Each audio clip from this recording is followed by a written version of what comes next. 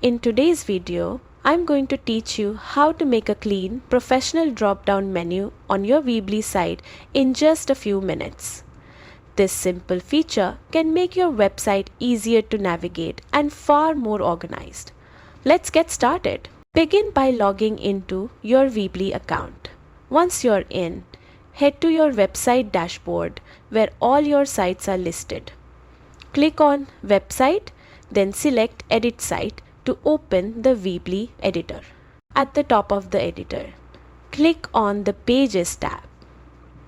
This section lets you manage your site's pages and adjust how they're structured.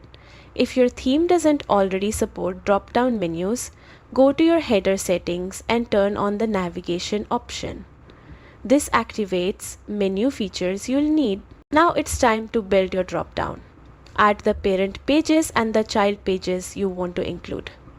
A parent page is the main menu item, while child pages appear underneath it when the drop-down opens. To create the drop-down effect, simply drag each child page slightly to the right under its parent page.